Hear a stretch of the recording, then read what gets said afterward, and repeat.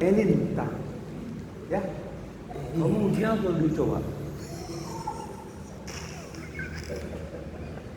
Yang mana? Ujian. Oke, baiklah. Kalau gitu kita berdoa. Bapa di dalam surga, mengasihi kami, berikan waktu, kesempatan bagi kami untuk melakukan ujian terhadap kami minta ujian proposal skripsinya. Kau mencurahkan sukacita, kemampuan, pengharapan baginya sehingga proses tanya jawab dia dapat menjawab sesuai dengan apa yang dia persiapkan.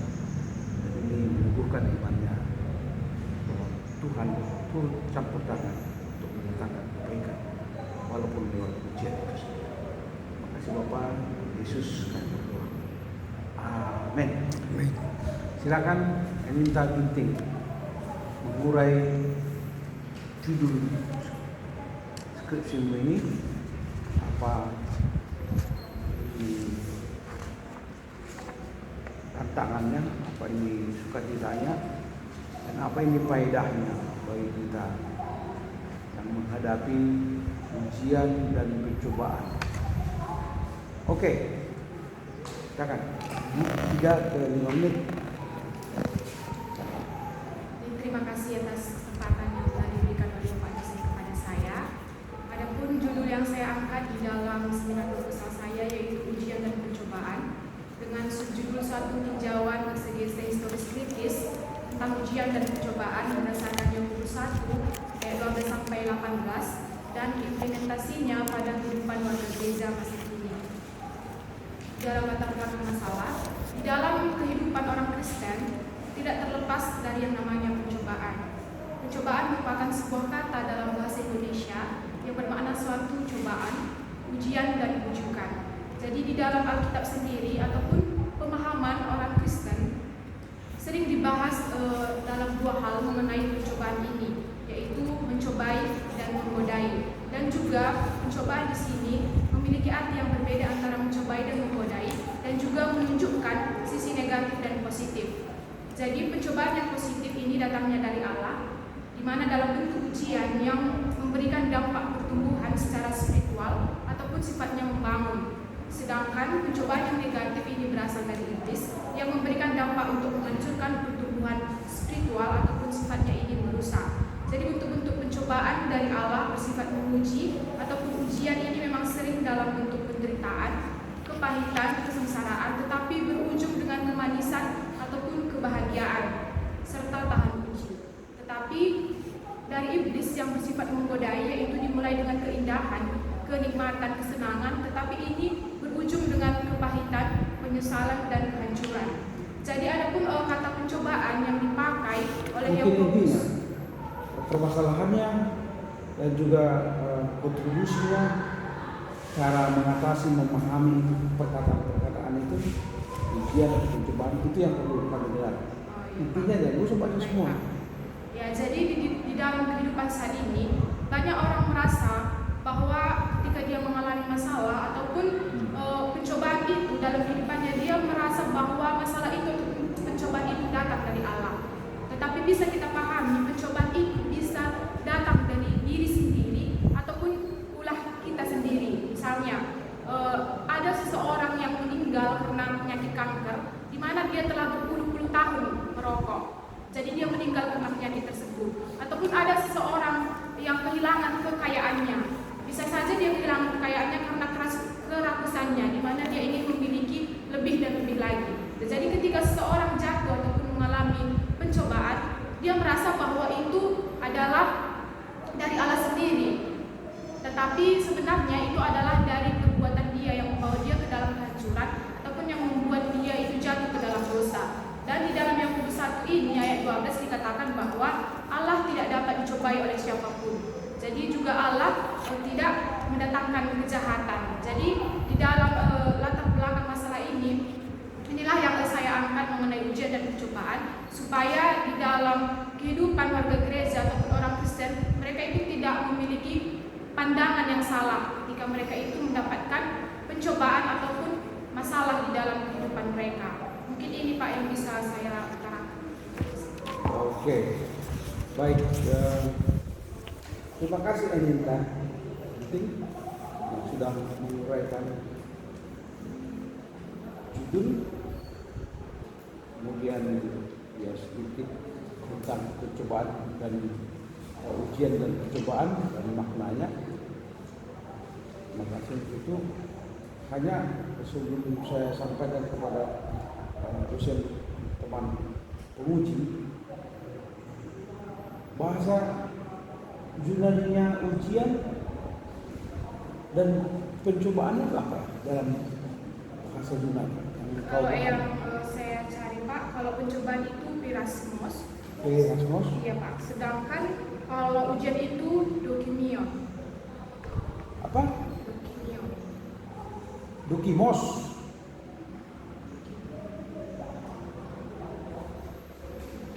Dokimos. Ya. Jadi kalau pencobaan tadi Pirasmos. Jadi kalau ujian Dokimos. yakin kau?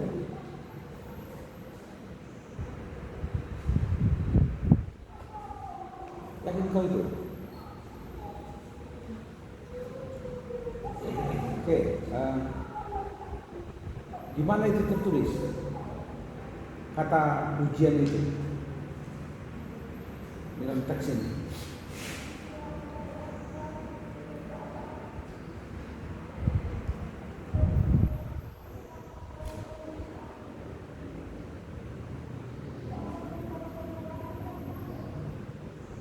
Di ayat 12. Ayat 12. Coba baca. Berbahagialah orang yang bertahan dalam pencobaan, sebab apabila ia sudah tahan uji, ia akan menerima mahkota kehidupan yang dijanjikan Allah kepada barang siapa yang mengasihi Dia. Nah, oke, baik. Jadi pencobaan itu positif atau negatif dari perspektif Jakobus? Negatif. Negatif. Negatif. Jadi bagaimana aplikasinya itu? Kalau pencobaan itu bersifat negatif. Ingatnya kau ada kata pencobaan dalam doa Bapa kami? Iya, Pak. Itu artinya Supaya kita itu menjauhkan diri kita dari hal-hal yang membawa kita ke dalam dosa. apa rupanya kalimatnya doa Bapa kami itu? Jauhkanlah.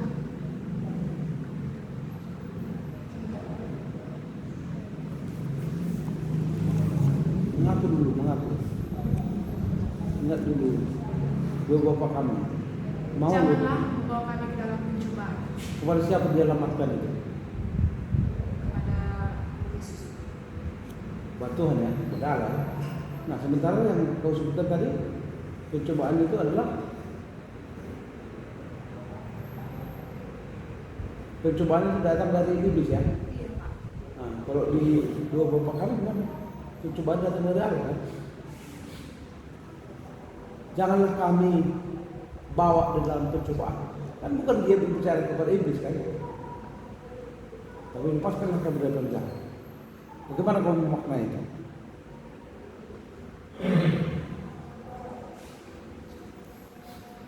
Kan kontradiktif dia. Pencobaan datang dari iblis. Sementara dalam doa kami seolah pencobaan datang dari iblis atau Allah? Dari Allah. Bagaimana kau memahami itu? Karena kebetulan kau mempahami ujian dan percobaan.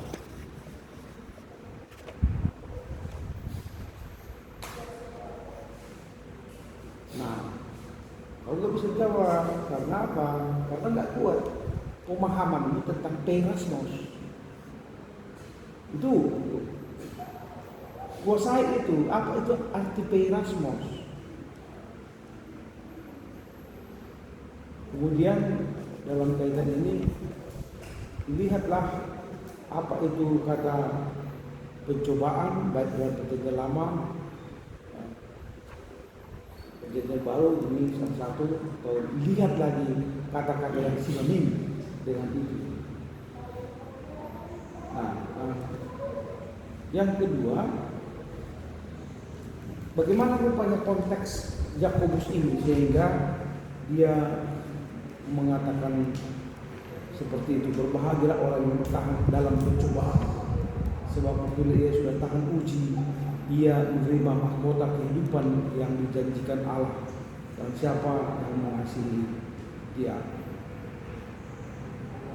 Dan janganlah ia berkata pencobaan ini datang dari Allah. Bagaimana kau menghubungkan itu dengan konteks Yakobus? Karena kan Pak, di dalam surat Yakobus ini pada saat itu jemaat Yahudi banyak mengalami pencobaan-pencobaan, Pak. Seperti perbedaan antara yang miskin dan yang kaya, dan juga di mana jemaat itu tertarik dengan hal-hal duniawi, Pak. Seperti itu, Pak. Itu aja. Iya, Pak. Penjelasannya. Iya, Pak. Mereka mengutamakan orang kaya, ada yang mengejar pangkat dan juga yang mencari keuntungan sebesar-besarnya. Ya, apa kaitan dengan pencobaan?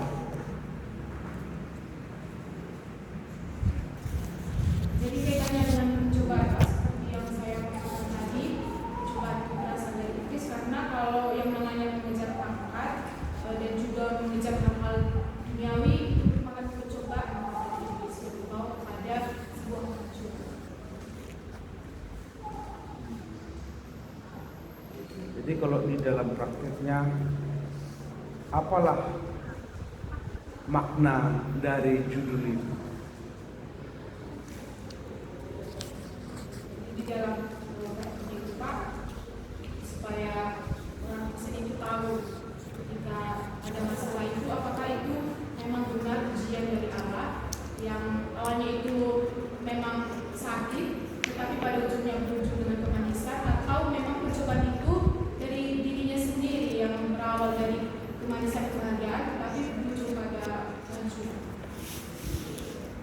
Oke, yang terakhir dari saya, kalau tadi saya sampaikan kata peirasmus itu adalah mencakup ujian, mencakup pencobaan, berdua itu tercakup di dalamnya. Apa artinya kau buat ujian dan pencobaan? Kalau kita berdasar kepada kata peirasmus itu, demikian juga nanti dalam bahasa Ibrani-nya samanya. Kenapa enggak kau sebut ujian atau pencobaan? Kalau ujian dan pencobaan itu kan dua hal ya. Padahal kalau dalam bahasa Yunani itu sama. Atau yang mana kau pilih? Ujian atau pencobaan? Sebenarnya sama itu. Ini kan ujian dan pencobaan seolah-olah dua kata yang berbeda. Bagaimana kau memikirkan itu?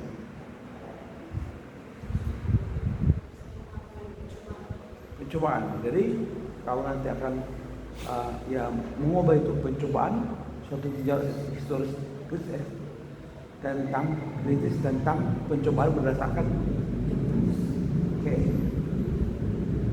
oke, memang itu yang kau sampaikan. Sebab ujian dan pencobaan sama dari arti kamus.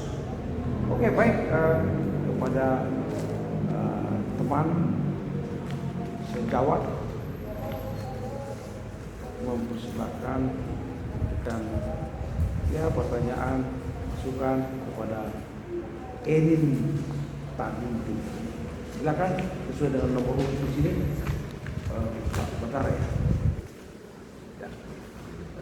Baru nanti makan ya. Ujian dan pencobaan suatu jawaban eksekusi tentang ujian dan pencobaan berdasarkan keputusan sama. Coba berikan dulu penjelasan tentang lagi jelas apa beda pencobaan dan ujian.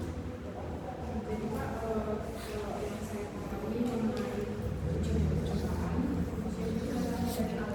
Dimana jika ada suatu problem atau masalah, itu dia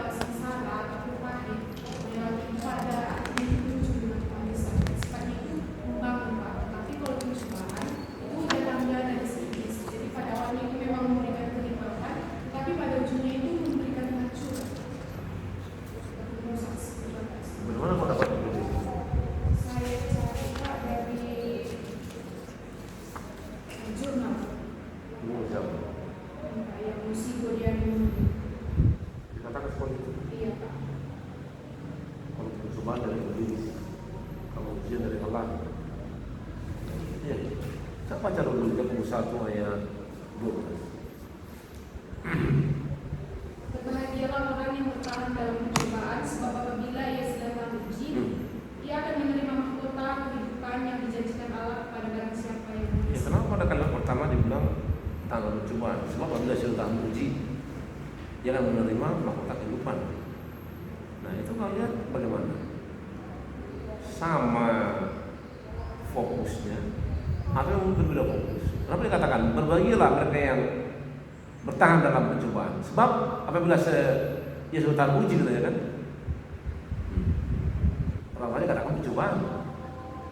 Tapi kalau ditahan uji, nah rupanya orang yang dicoba itu juga akan melewati ujian, tahan ujian atau tidak. Memang cobaan diberikan, tapi kalau sudah ujian, dia tahan atau tergoda, kan begitu. Karena kan namanya cobaan, kita dicobai katakanlah untuk curang. Pokoknya kita kan mau curang, kita tahan uji, ya kan? Diuji untuk tahan atau tidak. Nah kalau kamu lihat ada perbedaan. Tapi kalau katakan kalau ujian datang dari apa Tuhan, kalau cobaan dari iblis. Nah nggak pernah ketemukan dari kitab seperti itu. Yang mengatakan kalau cobaan itu datang dari iblis dan ujian datang dari Tuhan. Mana di sini tidak pernah. Ya kan? Kalau kau ujian sekarang ini itu datang dari mana? Dari Tuhan. Dari kami ya kau ujian dari Tuhan katanya kan. Nah coba itu. Kan kau ujian skripsi sekarang ini. Kita mau lihat kau bisa pertanggung atau tidak. Nah, jadi coba. Nah, ketika kau mencoba untuk memilah ini, memisah-misah ini, tetapi di teks itu tujuannya sama. Nah, akhirnya kau harus mencoba menggambarkan apa yang maksud dalam manusia, apa yang maksud dalam cobaan, apakah ini Tuhan yang berbeda, atau memang ya katakan satu perbuatan, tetapi pencobaan itu katakanlah menunjukkan bentuk katakanlah cobaan yang datang, sedang ujian itu dilihat dari orang yang sedang dicobai, dia tahu ujian atau tidak. Nanti kan bisa dikatakan dia tahan cobaan, tapi sih dikatakan dia tahan uji, ya kan? Nah ini kalau aku lihat di dalam teks ini, dia dicobai, tetapi kalau nanti bagaimana dia meresponnya, dia dikatakan tahan uji. Hanya dua kata itu yang muncul, itu nggak ada lagi apa-apa, cuma ada ujian di teks, ya kan? Dan hanya di ayat 12 itu, ya enggak? Nah, coba kalau kita perhatikan benar-benar dua kata ini, agar jangan nanti kalau coba dua hal berbeda, apalagi teks itu sama ya maksudnya itu, ya kan? Siapa yang minta?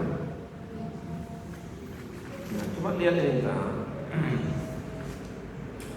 dalam penulisan kata di dengan keterangan tempat itu harus dipisah. Contohnya di mana? Di sini. Itu nampakku dalam tulisanmu belum jelas kau tunjukkan. Masih sering di mana itu kau gabung, ya kan? Di mana itu kau gabung. Coba lihat lagi ini footnote 18. Footnote 18 saya baca. Lihat. Halaman berapa itu? Nah, coba halaman 4 halaman berapa? Coba halaman berapa? Nah, ya kan? Lihat dari 3 halaman, satu paragraf buat bingung. Masih 3 halaman satu paragraf. Kan sudah nggak pas poin-poin kalimat pertamanya mau keseluruhan, ya kan? Nah, di sini nampak kamu udah menyusunnya dengan pola-pola bahwa ada kalimat paragraf. Jangan digabung seperti itu, ya kan? Nah, di sini juga kata di sini di mana kau gabung itu halaman 6. Cuma kau gabung sudah yang menunjukkan belum konsistennya menggunakan ejaan yang tertulis ya bisa. Coba identifikasi masalah pacar 1. Identifikasi masalah yang pertama adanya perbedaan antara Nah ini yang saya tanyakan, mana bedanya di teks ini, iya kan? Nah, ini harus kau tunjukkan. Aku lihat sih enggak begitu nampak. Coba lihat juga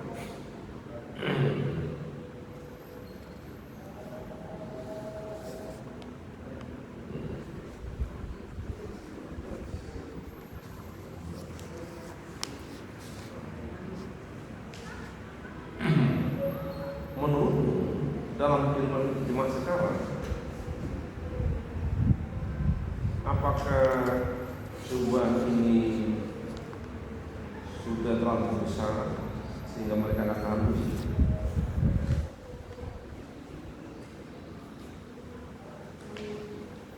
Coba.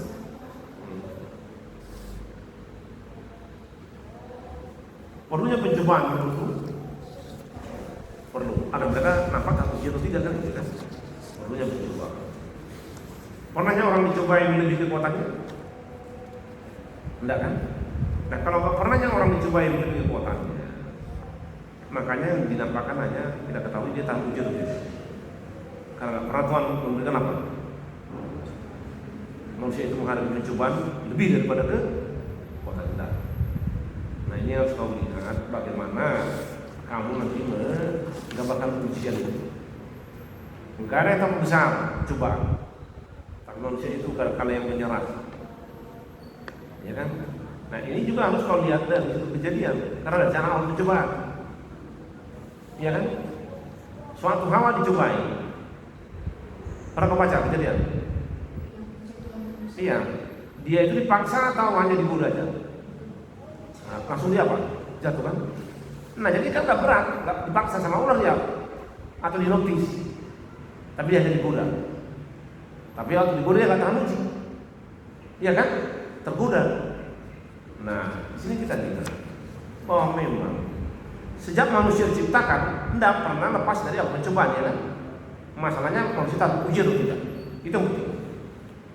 Manusia tahu uji atau tidak. Makanya katakan berbagilah kalau kau tahan uji. Nah makanya aku pikir perlukah kau tambahkan kata tahan uji dan pencobaan di dunia ini, atau hanya ujian pencobaan, atau tahan ujian dan pencobaan. Karena ini berangkat dari penciptaan manusia taman sendiri, bagaimana awal dulu digoda, dicobai, dan dia nggak tahan uji sehingga baik. Dan kemudian juga suaminya Adam bisa. Nah ini yang harus kau lihat semuanya dan jelas ya.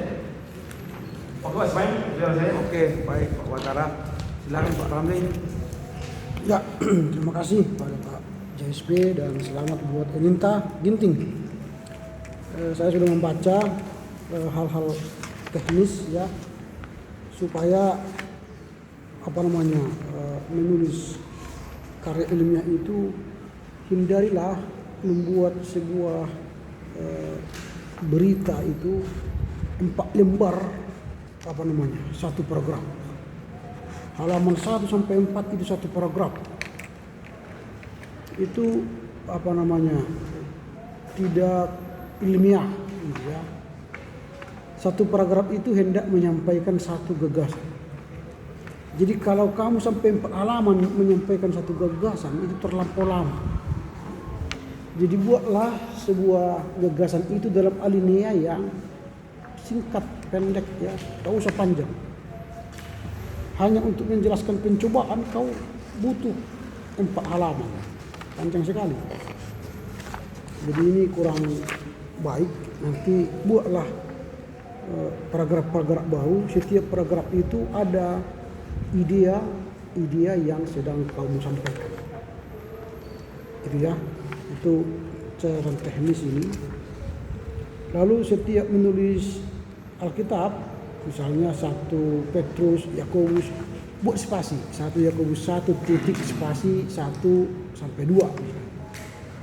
Supaya lebih mudah dilihat.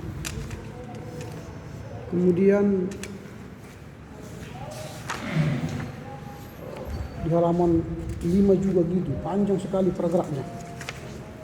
Sehingga terlampau panjang kita membacanya untuk mendapatkan pemikiranmu. Itu teknis.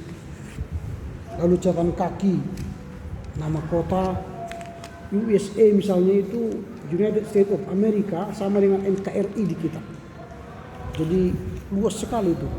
Nama kotanya aja di mana? Apakah di Washington DC atau New York atau terserahlah di mana ya. Cari catatan kakinya supaya nama kota. Nah, sekarang kita masuk pada isi, substansi. Nah, coba baca halaman 4 baris terakhir. Baris pertama di halaman 4 itu. Lalu kau katakan begini, karena itu penulis hendak membina moral mereka. Wah, siapa yang kau bina itu? Di kalimat sebelumnya kau bicara orang Yahudi itu, di Yakobus. Berarti kondisinya kau sedang membahas Yakobus, orang Yahudi di Yakobus. Lalu tiba-tiba kau mengatakan penulis hendak membina moral mereka. Apakah mau pergi ke Yakobus sana membina moral orang Yahudi? Ini apa namanya? Mungkin kau kutip orang dan kau terjebak menjadi membunuh moral mereka di sana. Mereka itu siapa? Coba siapa itu mereka itu yang hendak kau bina moralnya? Ini Pak, orang-orang yang jadi yang saya tangkap waktu mengambil buku ini Pak, yang Perjanjian Baru itu penulis Yakobus itu Pak, penulis surat Yakobus itu. Karena itu penulis, berarti kau nggak ada di sini penulis Yakobus. Tulis aja di sini penulis Yakobus misalnya bisa. Tapi kau penulis itu berarti kau itu, bukan orang lain. Nah, baru di baris ketiga setelah catatan kaki 14 kamu katakan di ayat 12 ditekankan untuk bertahan dalam pencobaan. Itu khotbah. Kalau begitu khotbah kau. Saudara-saudara, ayat 14, ayat 12 ini menekankan pencobaan, bertahan. Itu khotbahnya. Ini jangan khotbah, harus kalimat-kalimat akademis ya. Nah, hindarilah khotbah dalam karya ilmiah. Baru nah ini di halaman 8 baris pertama kau katakan di sini berdasarkan latar belakang masalah di atas. Masalahnya apa? Apa masalahnya? Yang hendak kau tulis itu masalahnya apa? Ini Pak, yang ketika orang itu mengalami pembunuhan atau pencobaan, janganlah yang mengatakan kalau pencobaan itu berasal dari Allah. Yang bisa saja pencobaan atau pembunuhan yang dihadapi itu adalah ulah dari diri sendiri. Nah, kalau begitu begini supaya kelihatan persoalan akademisnya. Menurut Yakobus 1 ayat 12 sampai 18, pencobaan itu dianggap oleh orang Yahudi berasal dari Allah. Padahal seharusnya pencobaan itu tidak dari Allah. Ini menjadi persoalan akademis yang perlu dikaji. Karena itu penulis, maksudnya kamu, hendak membahas teks Yakobus 1 ayat 12 sampai 18 melalui tafsiran historis kritis.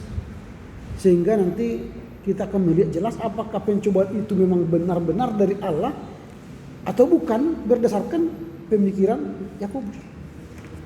Nah, itulah jelaskan di pendahuluan.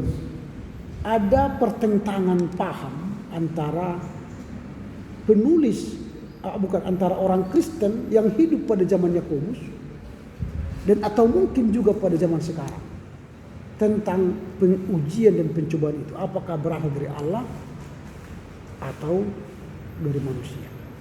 Sehingga kamu butuh menjelaskan itu secara tafsiran historis kritis sehingga kau menulis skripsi ini sehingga jelas persoalan akademisnya. Nanti perbaikilah latar belakang masalahnya. Nah, dengan demikian baru masuklah kamu pada identifikasi masalahmu, adanya perbedaan antara pemahaman ujian dan pencobaan pada masa Yakobus dan sekarang. Itu nanti gua tambah itu pada zaman Yakobus dan sekarang. Adanya pemahaman bahwa setiap masalah yang dialami orang Kristen merupakan cobaan dari Tuhan. Kurangnya pemahaman bahwa ujian itu mendatangkan kebaikan. Nah, ini. Jadi sudah jelas identifikasi masalahmu, lalu masuk ke rumusan masalah. Rumusan masalahmu yang pertama itu apakah makna ujian dan pencobaan berdasarkan eksegese historis kritis dalam Yakobus 1, 12-18. Itu menjadi tujuan, bukan? Jadi pertanyaanmu, apakah makna ujian dan pencobaan berdasarkan eksegese historis kritis dalam Yakobus 1, 12-18? Baru kedua, ketiga sudah oke. Baru disinkronkanlah itu ke tujuan penulisanmu dan manfaat penulisan. Kemudian di metodologi penelitianmu, pilihlah salah satu kualitatif atau kuantitatif. Jadi kalau ini tafsiran, pastilah kau pilih kualitatif. Tidak mungkin kau pakai angket untuk mencari jawaban apakah ini dari Tuhan atau manusia. Sama siapa kau kirim? Kan? Pastilah memilih kualitatif. Jadi skripsi ini ditulis dengan metodologi kualitatif dengan pendekatan historis, tafsiran historis kritis terhadap teks Yakobus 1 ayat 12 sampai 18. Itu aja metodologinya. Jadi kamu menggunakan kualitatif dengan tafsiran historis kritis terhadap teks Yakobus 1 12 dengan menggunakan buku-buku bacaan, jurnal-jurnal, artikel-artikel dan lain sebagainya. Baru di sistematika penulisanmu ini sudah bagus, sudah oke. Dan buku-buku yang kau gunakan masih kurang ini, dari 25 hanya 21 dan sudah 2 berbahasa Inggris. Nanti dilengkapi ya dalam penulisan skripsimu. Penulis skripsi nanti 50 buku dan minimal 8 berbahasa Inggris. Oke, demikian dari saya, Pak. Baik.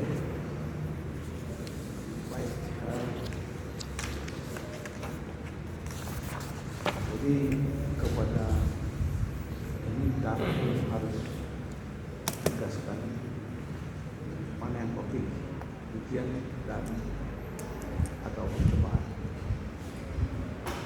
Nah, baru kamu harus mastering, kuasai kata Perasmus itu. Perasmus itu berarti ujian dan juga percobaan. Jadi makna ujian itu yang mempositifkan pencobaan itu. Jadi bukan ya karena kekayaan bahasa bisa saja ujian itu pencobaan. Tapi Allah tidak pernah mencoba. Tapi iblis yang mencoba. Itu kan tegas warna Jakobus. Apa kata Jakobus? Bahwa Allah tidak mencobai. Kan warna itu yang mau kau golkan. Kemudian kalau ada perkataan janganlah kami membawa pencobaan, itu soal persoalan penerjemahan. Itu soal penerjemahan. Kalau kau membaca, kau orang Karo atau orang lain? Orang Karo asli. Oh, nggak asli pencobaan juga kan? Kalau membaca Alkitab berkata bapaknya, Hah? Bukan. Deri. Semer kata Pak Deri. Semer kata Pak Deri. Yang berbahasa Deri. Mereka lah, menurut perspektif saya, mereka benar menerjemahkan Alkitabnya dengan menggunakan ulah baba kami kayak pengujian itu, pengujian bukan pencobaan. Kalau kita pencobaan di Angkola pencobaan kan? Pendugaan. Sama pencobaan. Kalau di seperti kata Pak Deni, pengujian. Benar. Memang itu Allah menguji, bisa menguji untuk naik kelas. Jadi ujian positif, pencobaan negatif.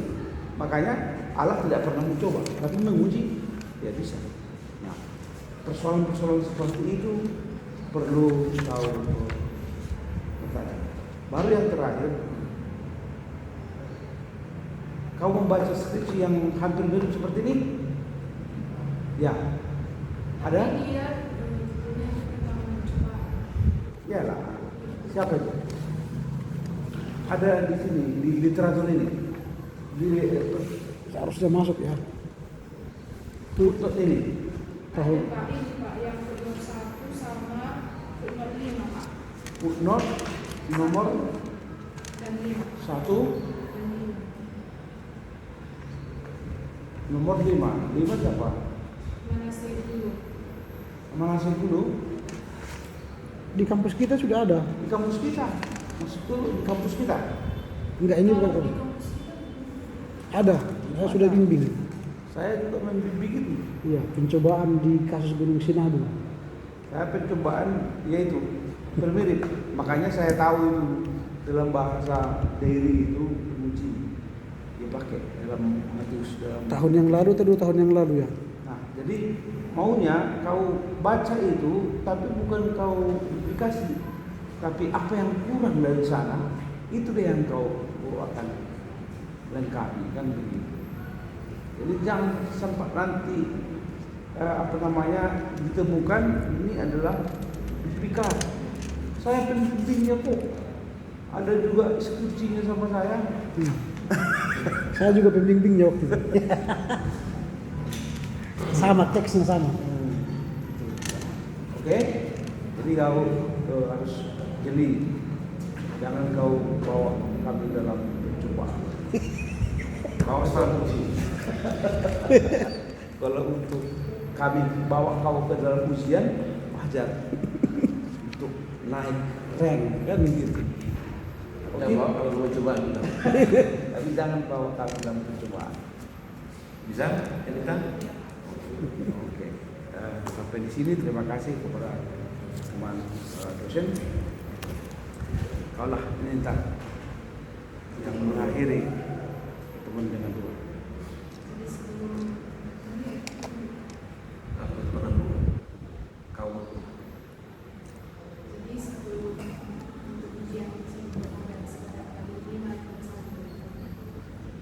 Bapa di surga, terima kasih Tuhan atas penyertaan Tuhan dan juga kebenaran Tuhan yang tetap kami rasakan sampai saat ini, di mana ya Tuhan proses ujian seminar proposal ya Tuhan pada kesempatan kali ini boleh berjalan dengan baik. Pada Tuhan hamba juga yang telah memaparkan Tuhan ujian seminar proposal ini, kiranya juga memberkati sehingga Tuhan boleh memperbaiki ke depannya Tuhan mengenai bahan seminar proposal ini kepada dosen Bapak dosen juga ya Tuhan yang telah memberikan waktunya untuk menambah wawasan dan juga untuk memperbaiki ujian seminar proposal ini juga Tuhan berkati, tak juga Tuhan berikan kesehatan dan juga kebijaksanaan dalam mengajar juga ya Tuhan, Engkau tetap mampukan mereka sehingga mereka juga tetap boleh bersuka-cita.